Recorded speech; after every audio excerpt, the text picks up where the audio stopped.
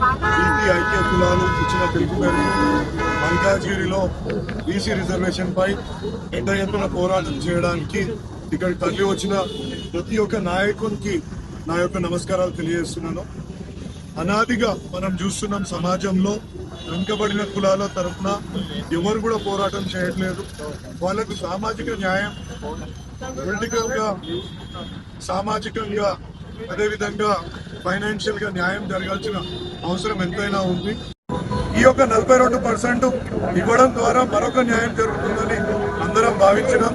But దురదృష్టవశాత్తు కొందరు శక్తులు దీన్ని అడ్వాంటేజ్ గా వాడుకొని ఉపయోగించుకున్నారు తప్ప దీన్ని ప్రాపర్ గా పార్లమెంట్ లో ప్రవేశపెట్టి పార్లమెంట్ లో 9వ షెడ్యూల్లో చేర్చే విధంగా దీనికి తీసుకెళ్లకపోవడం చాలా విడ్డూరం, చాలా అన్యాయం కూడా.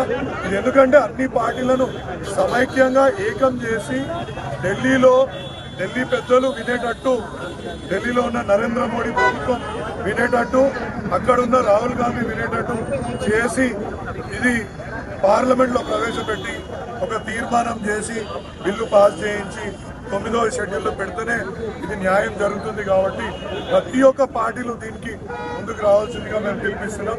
తప్పకుండా ఎందుకు చెప్తున్నా అంటే ఇప్పుడు కూడా మనం చూస్తున్నాం అనేక కుటుంబాలు ఇంకా చాలా